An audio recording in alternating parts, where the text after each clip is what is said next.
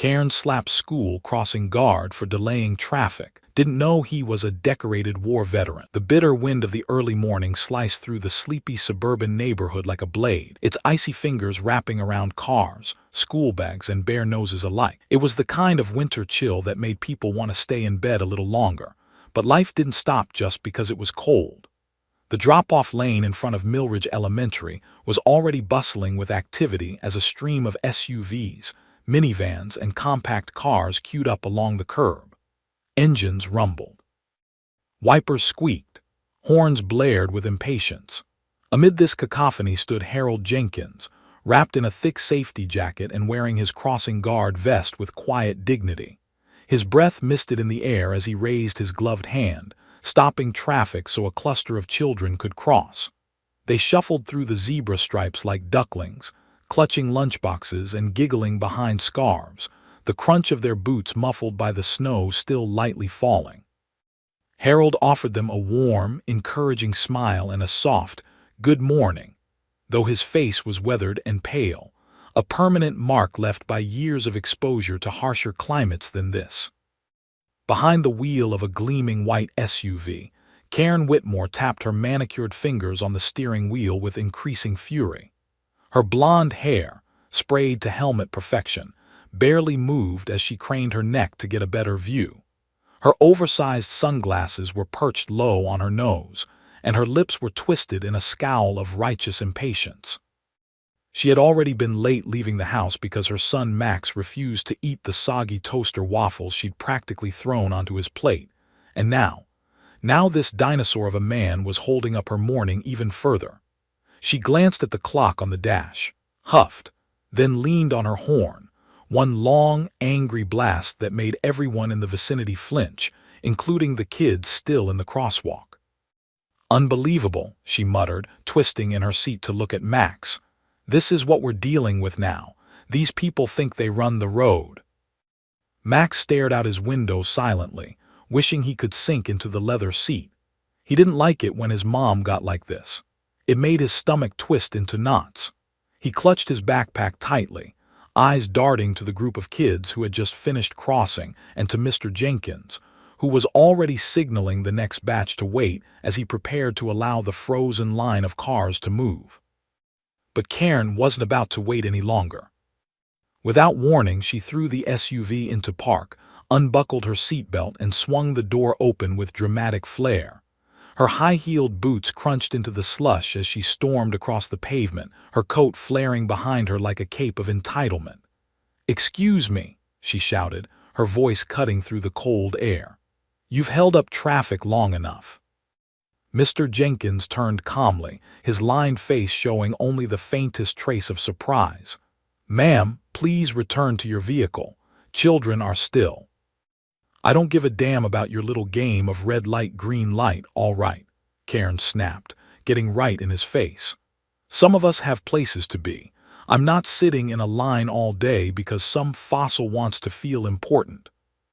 A few parents nearby, standing outside their cars or walking younger kids to the front doors, turned to see what the commotion was about. Phones appeared in hands. Gasps slipped out as Karen, red-faced and breathing hard, suddenly raised her hand and slapped Mr. Jenkins across the cheek.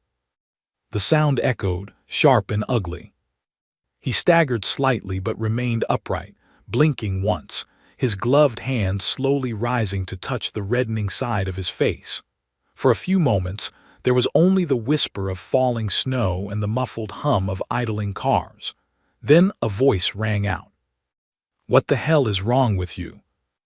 A young mother ran forward, pushing a stroller and leaving her daughter behind. Another parent, a dad in a worn parka, came up beside her. "Did she just hit him? Are you kidding me right now?" Karen stood with her hands still half raised, eyes wild, as if surprised that no one else was congratulating her for her bold act of morning efficiency. He was being unreasonable. He was holding up traffic. "He's doing his job," someone shouted. "You don't slap someone over a delay." Those were kids crossing the road. The crowd began to form around them, not aggressive but firm. Mr. Jenkins, still composed despite the sting on his face, held up a hand. "Please," he said gently, "everyone calm down. Let's not escalate this." A teacher who had been helping students out of a minivan now hurried over. "Mr. Jenkins, are you all right?" she asked, concern etched across her face. Then she turned sharply to Cairn. "Ma'am, you need to step away, right now." Cairn scoffed. "Don't you ma'am me. I'm the victim here. He's abusing his authority. You people give him a vest and suddenly he thinks he's king of the road." At that, a murmur rippled through the crowd. "Do you even know who he is?" someone said. It was an older woman, wrapped in a wool coat, her voice trembling not from the cold but from outrage. Cairn turned, lips curled. "No, and I don't care." The woman stepped closer, eyes sharp as knives. "That man served 3 tours in Afghanistan. He's a decorated veteran, saved lives, came home with injuries. He volunteers here every single day, rain or shine, snow or sleet. He doesn't have to be here. He chooses to." Cairn's jaw twitched. She looked at Mr. Jenkins again, this time with a flicker of uncertainty, but quickly masked it with more venom. "Well, if he's such a hero, maybe he should know better than to make people late." Police sirens could now be heard in the distance. Someone must have already called them, perhaps the teacher or one of the nearby parents. Cairn's eyes darted toward her SUV as if wondering whether she could just leave now and pretend none of this happened. Max still sat in the passenger seat, watching it all unfold, eyes wide with something that looked like fear, but also shame. Mr. Jenkins sighed, turning away from the crowd to return to his post. But a bruise was beginning to bloom on his cheek, and the line of cars still sat unmoving, their drivers watching closely, some filming, others frozen in shock. The snowfall picked up, heavier now, settling on his shoulders like metals, soft and quiet, as he raised his arm to wave the next group of children across. The world kept moving, but something had changed, and not just the weather. The sirens grew louder, a piercing wail that seemed to match the tension thickening in the crisp winter air. As the flashing lights of the patrol car approached the scene, most parents stepped aside, forming a semicircle as if silently signaling where the trouble lay. Cairn had crossed her arms, standing her ground in front of Mr. Jenkins, her eyes darting uneasily between the crowd and the approaching officers. She didn't look nearly as bold as she had moments before. Instead, her bravado was beginning to crack beneath the growing weight of attention, judgment, and consequences. Max, still sitting motionless in the passenger seat of the SUV, had curled slightly toward the door, his face pressed to the window, watching with a mixture of dread and disbelief.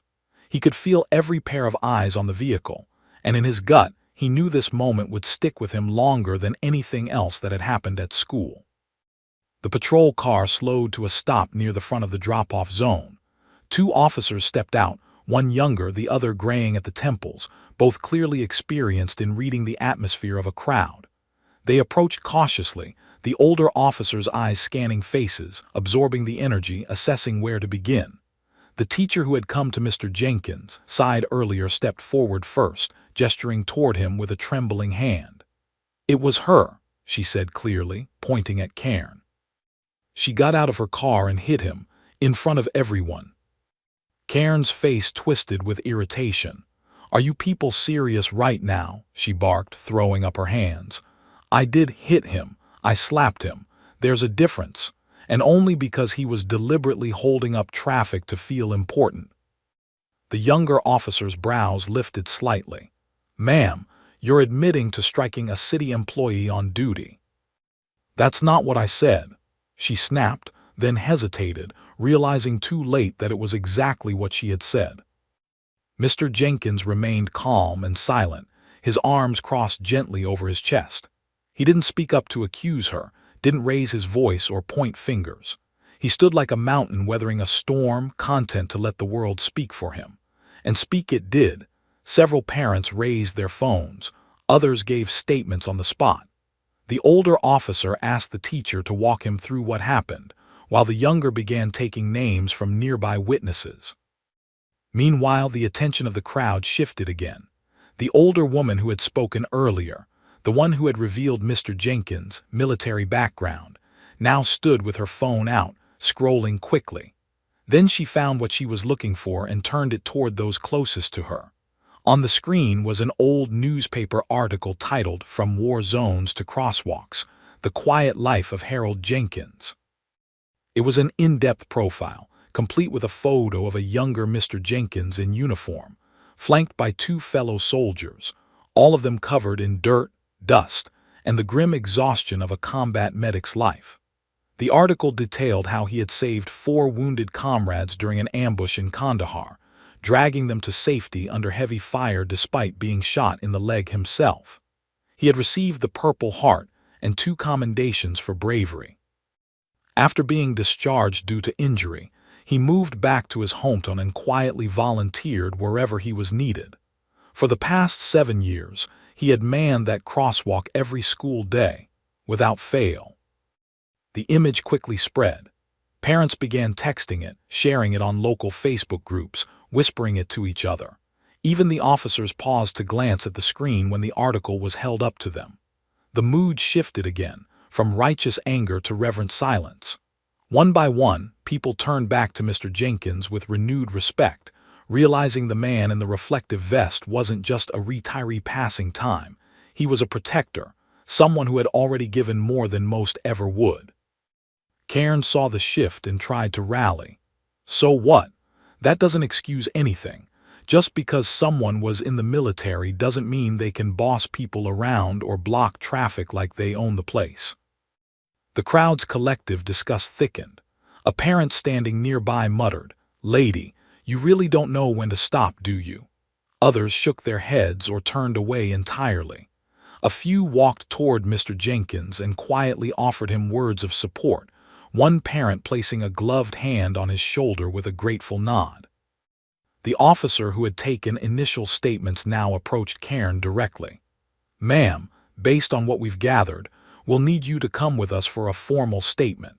You're not under arrest, but you are being detained for questioning related to an assault allegation." Cairn gaped at him. "You're serious? I'm being detained for a slap?" "That's still physical contact, and multiple witnesses have confirmed it. We have footage too." She looked around and saw the sea of faces, almost all of them staring at her with open judgment or quiet revulsion.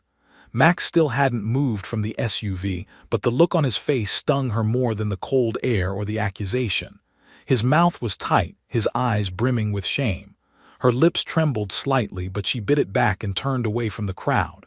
"Fine," she muttered, raising her chin. "Let's get it over with." The officers walked her to the patrol car and she climbed in without another word.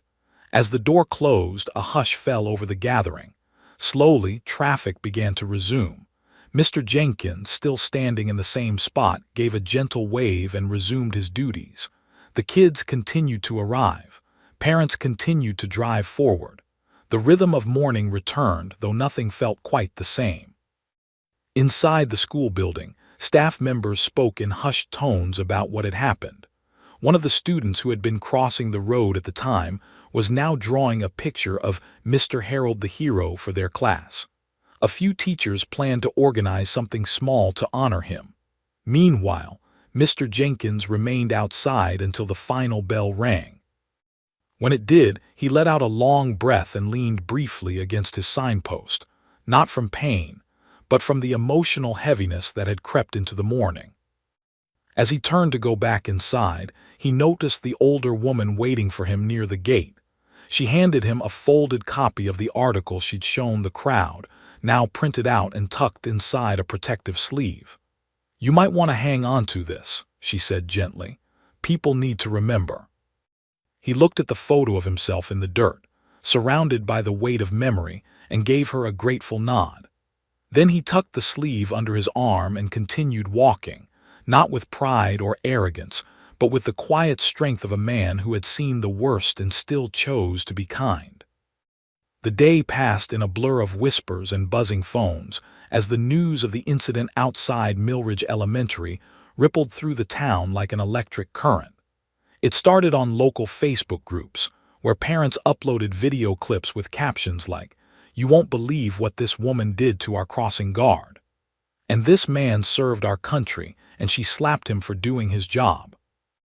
Before noon, the story had reached the local news station, and by evening, it had been picked up by national outlets looking for the next viral controversy to stir up social media. Karen Whitmore's face was everywhere, mouth twisted mid-shout, hand raised mid-slap, the moment frozen in pixels for the world to dissect. Mr. Jenkins' name, meanwhile, was trending for entirely different reasons.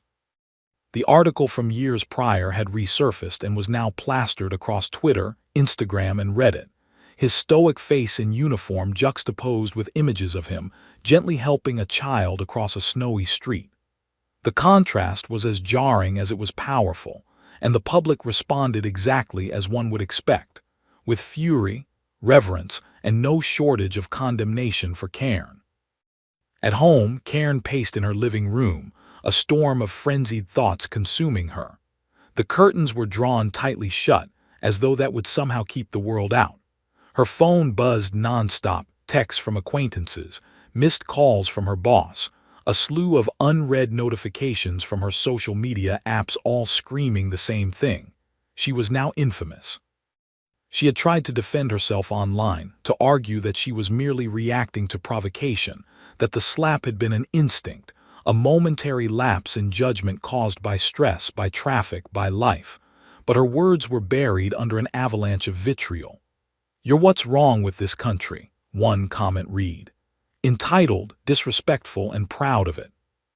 Another had simply posted the article about Mr. Jenkins beneath her attempt at a justification, as if to say, "This man's dignity speaks louder than your excuses ever could." Her husband had come home from work early, visibly shaken by the sudden fallout. "They suspended me," he said flatly when he walked through the door.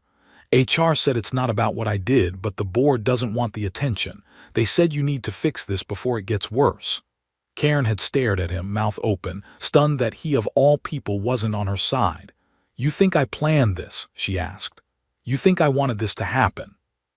But he had only shaken his head and gone into the bedroom, leaving her alone with the echo of her actions. Max, meanwhile, hadn't said a word since getting home from school. He ate dinner in silence, pushing pasta around his plate, then retreated to his room without even turning on his video games. His quiet cut deeper than any insult online. She had tried knocking, even offering to talk, but he responded with a muffled, "I don't want to," and she didn't press further. In her heart, a creeping doubt began to spread. Maybe she had gone too far. Maybe this wasn't just an overreaction by everyone else. Maybe, just maybe, she was wrong. Across town, Mr. Jenkins sat at his small kitchen table with a cup of tea steaming in front of him, his injured cheek now a dull shade of purple. He refused any sort of treatment at the hospital, waving off the suggestion with a polite smile, and this old face has seen worse. He had lived through ambushes, bombings, and months of relentless desert heat. A slap from a flustered woman didn't even make the top 50. But what did shake him, in a strange and unfamiliar way, was the flood of messages that had come in since the videos had gone viral. Former students he hadn't seen in years had reached out, thanking him for his patience and his ever-present smile. Local veterans had messaged offering their solidarity and support. Parents from surrounding schools sent letters asking if he could speak to their children about what it meant to serve, not just in the military, but in everyday life. It was overwhelming. He never asked for this spotlight. He'd never wanted it. All he ever wanted was to keep the children safe while giving himself a reason to get up in the morning. Earlier that day, a young reporter named Alicia Tran had contacted him, asking for an interview. She remembered writing the original article during her internship and wanted to follow up on his story now that it was suddenly national news. Reluctantly, Mr. Jenkins had agreed, and now her new article was gaining traction. Titled "A Life of Service, The Man Behind the Vest," it went beyond the viral videos and dove into his past. Alicia wrote about his time in the Army, his medical discharge, and his decision to return to his hometown. She included quotes from parents and kids, all testifying to his quiet strength and kindness. By the time the piece was posted, the public's image of him had become almost mythic, an unsung hero reduced to a traffic stop sign until the world was forced to look at him again. The school board had also taken notice. That afternoon, the principal called Mr. Jenkins and asked if he would be willing to speak at an assembly the following week. "We think the students could learn a lot from you," she said gently. "And well, a lot of the parents want to thank you properly. We'd like to make it official, something lasting." Harold paused before answering. He didn't need parades or plaques. But the idea of teaching these young ones that dignity didn't come from rank or fame, but from doing what's right day after day, that meant something. So he agreed. As the sun dipped low behind the horizon and the snowflakes thickened into a gentle flurry once more, the neighborhood that had been rattled that morning began to settle again. Karen sat alone on the couch, watching the news on mute as her own name scrolled across the bottom of the screen, her actions dissected by talking heads. Her phone buzzed again. This time it was her mother. The message was short, but it landed like a punch. "You need to make this right. This isn't the daughter I raised." And in that silence, with her world unraveling around her, Karen finally let herself feel what she'd kept buried beneath layers of defensiveness and denial. Shame. Not just because she was being judged, but because deep down, she knew that if her son had done what she did, she'd be the first to tell him it was wrong. And that realization hurt more than any backlash ever could. The following morning began not with sirens or shouting, but with a stillness that settled over the neighborhood like a fresh sheet of snow. For once, Karen's house was quiet. The clatter of her usual morning routine, the stomping through the hallway, the sharp clicks of her boots, the irritated groans at a slow toaster, was gone. Instead, she moved with deliberate silence, as though afraid even the creak of a floorboard might draw more attention to herself. Outside, Max stood by the front door with his backpack already slung over his shoulder. He didn't say a word as she approached, and when she offered to drive him, he shook his head. "I'll walk," he mumbled, not unkindly, just firmly. The words stung, but Karen didn't protest. She just nodded, watching him leave, his small figure trudging alone down the sidewalk while flakes drifted lazily through the gray sky. After he disappeared from view, she went back inside and sat at the dining table, her fingers curled around a mug of coffee that had long gone cold. The shame from yesterday hadn't dulled. If anything, it had settled deeper into her chest, weighing down her breath and tightening the space behind her ribs. Her husband had barely spoken more than a few necessary sentences since the call from his company.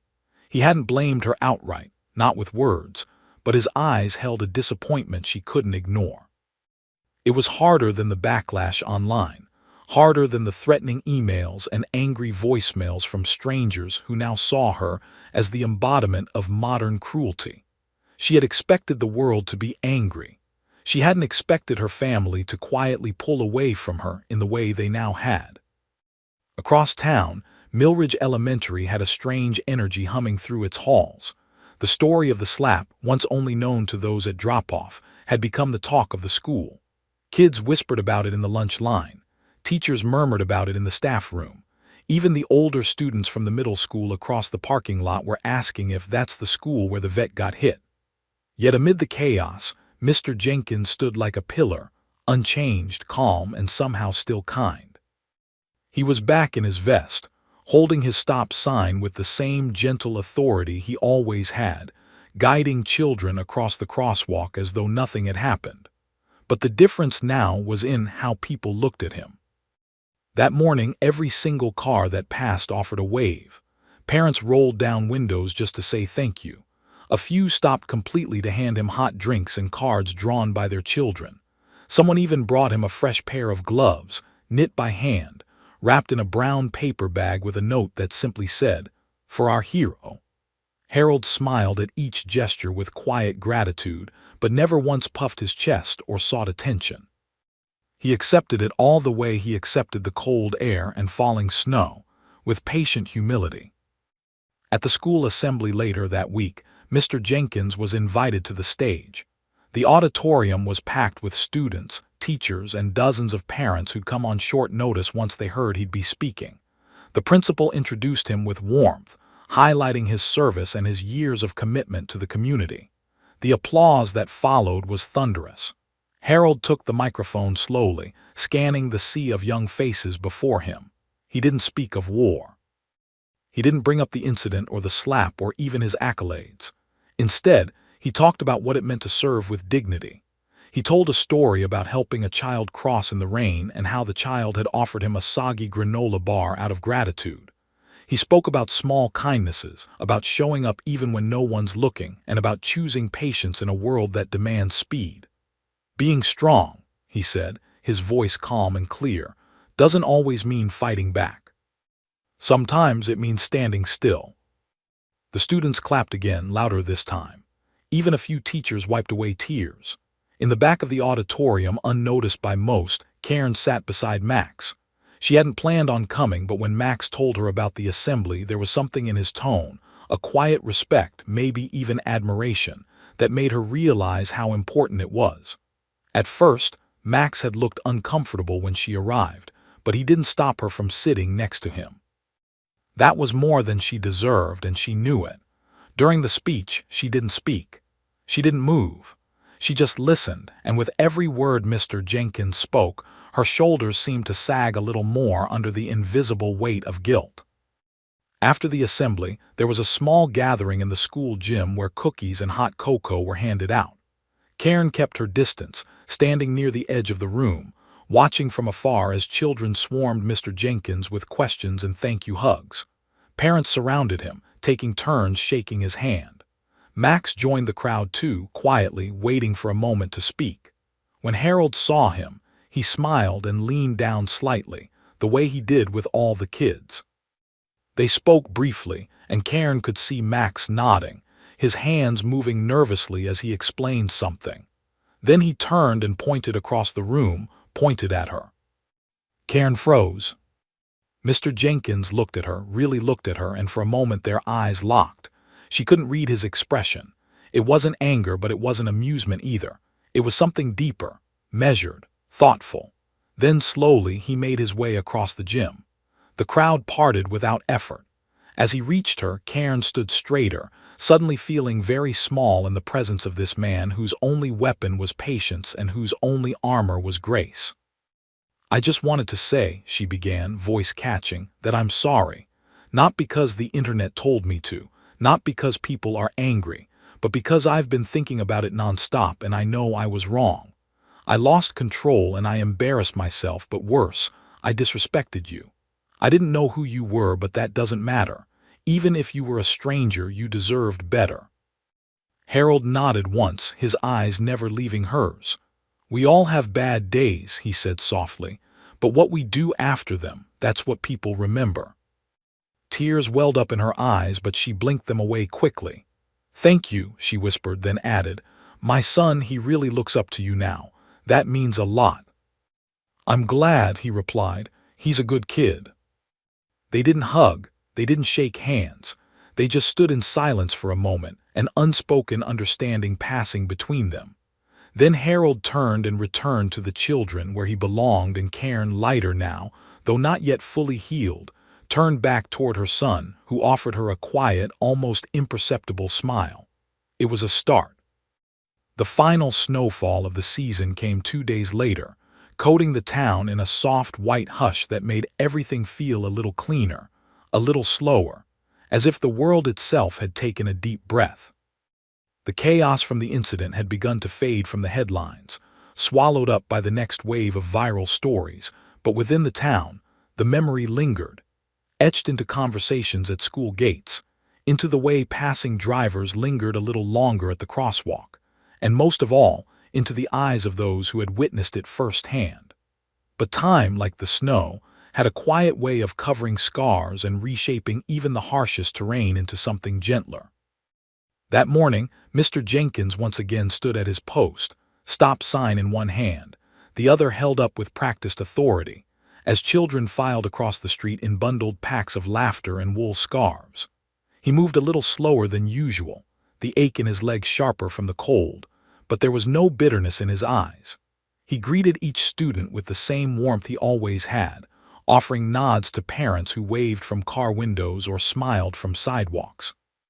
One of those cars, more discreet than before, a modest sedan instead of her flashy SUV, belonged to Cairn.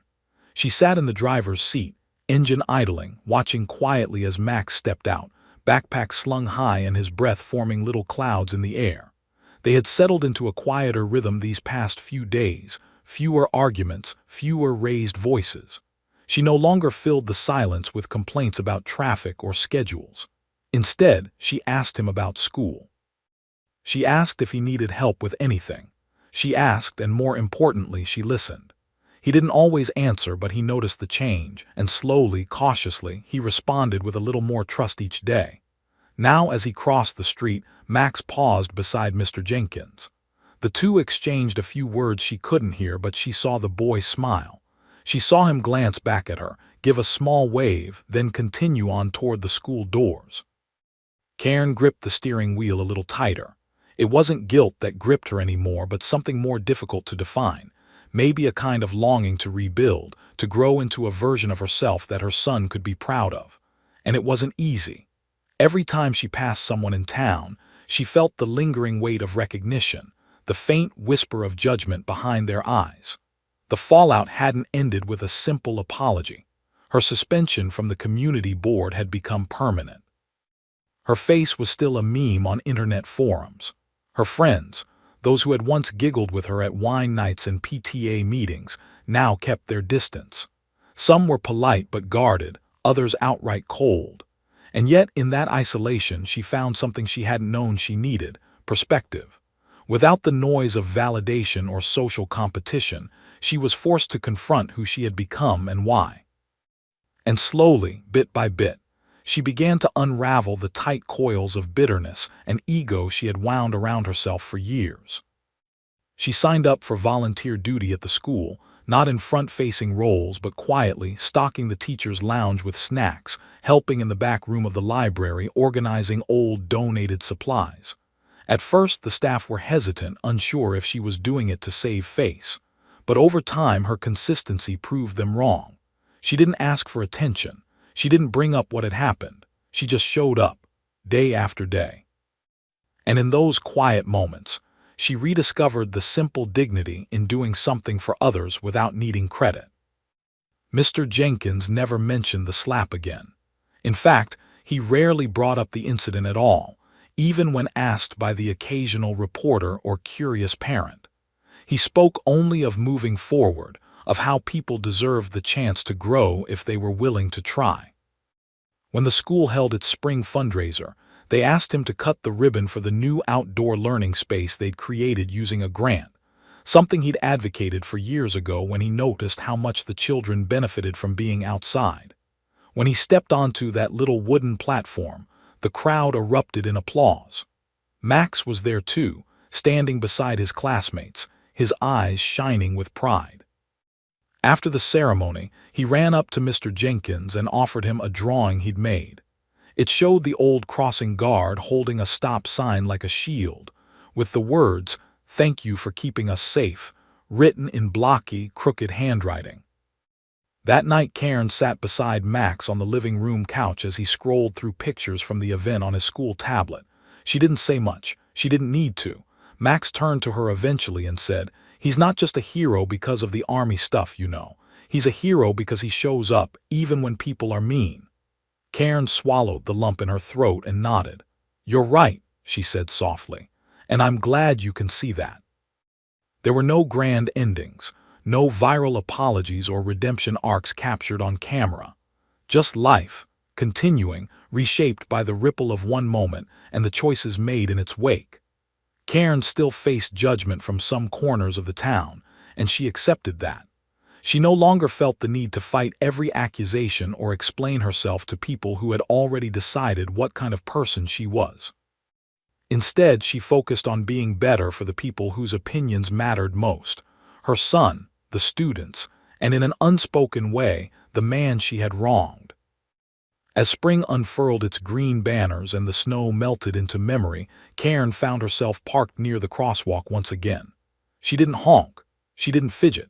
She just waited calmly, as Mr. Jenkins raised his hand and guided a group of children safely across the street. He caught her eye as she passed, gave a simple nod, not one of friendship, not one of forgiveness, but something else entirely. A quiet acknowledgement. A shared understanding between two people forever linked by a mistake, a lesson, and the choice to rise above it. And that, Karen thought as she drove away with Max beside her, was more than she deserved and everything she had hoped for.